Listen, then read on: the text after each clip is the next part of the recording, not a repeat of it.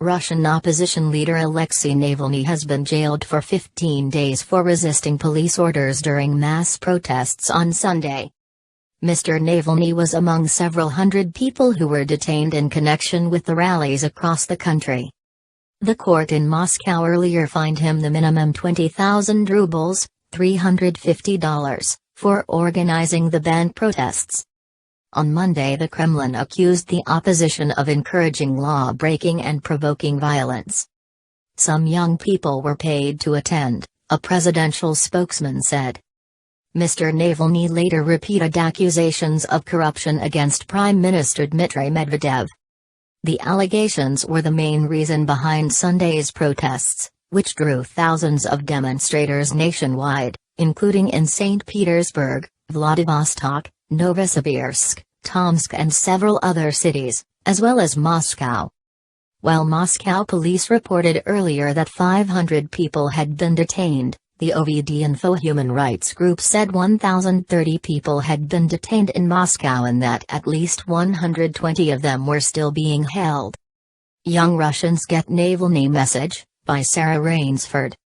Perhaps the most striking thing about the protests that swept Russia this weekend was the makeup of the crowd, which included significant numbers of young people, even schoolchildren.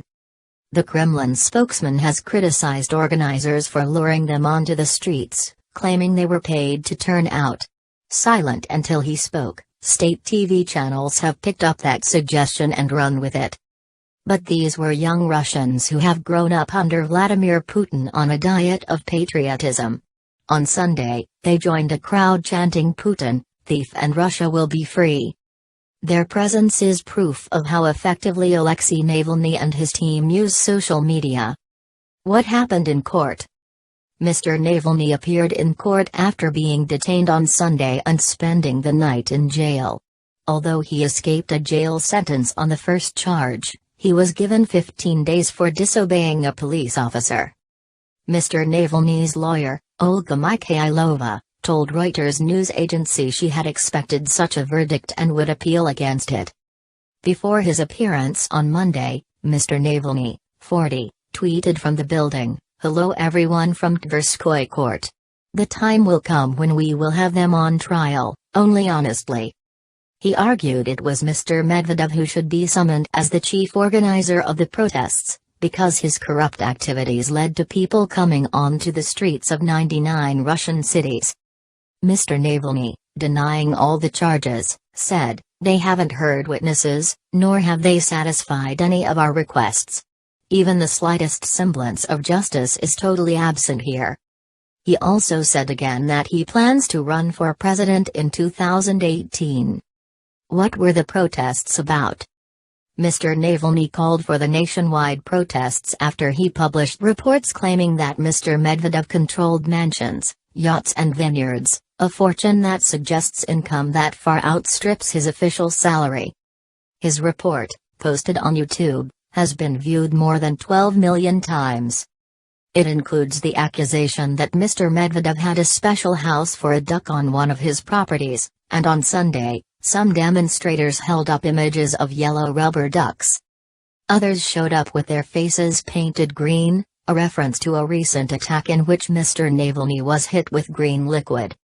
Mr. Medvedev's spokeswoman called the allegations against him propagandistic attacks.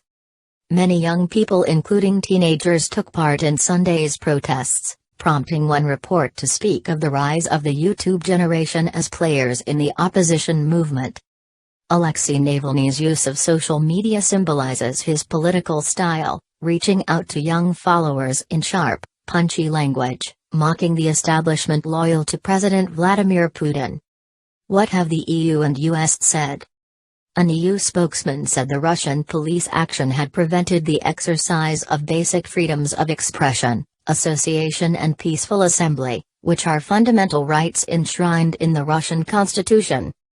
The statement added, "We call on the Russian authorities to abide fully by the international commitments it has made, and to release without delay the peaceful demonstrators that have been detained." U.S. State Department spokesman Mark Toner said in a statement, "The Russian people, like people everywhere, deserve a government that supports an open marketplace of ideas, transparent and accountable governance, equal treatment under the law, and the ability to exercise their rights without fear of retribution. What have the media said? Russian state television completely ignored the protests on Sunday. Monday morning's bulletins were similarly blank. Pro-Kremlin newspapers also ignored the protests. But the BBC's Steve Rosenberg in Moscow says there was coverage in some others. Business Daily Vedomosti reported a high level of dissatisfaction with the authorities, saying that the young generation had become politicized. Another paper refers to Putin's disastrous anniversary, the protests coming 17 years after the president took office, and says, a few months ago, Alexei Navalny was seen as yesterday's man who'd missed the bus. He hasn't missed any bus. Who is Alexei Navalny? The most prominent critic of President Putin, Mr. Navalny began his anti-corruption campaign with blogs aimed at state-controlled companies in 2008. He moved on to opposing the ruling party, United Russia, calling it the party of crooks and thieves. He led massive protests following the 2011 election, the biggest in Moscow in December that year, after which he was arrested and jailed for 15 days.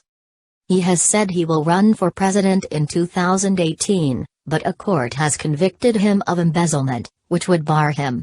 He denies the charges, calling the case farcical. Russian opposition leader Alexei Navalny has been jailed for 15 days for resisting police orders during mass protests on Sunday. Mr. Navalny was among several hundred people who were detained in connection with the rallies across the country. The court in Moscow earlier fined him the minimum 20,000 rubles, $350.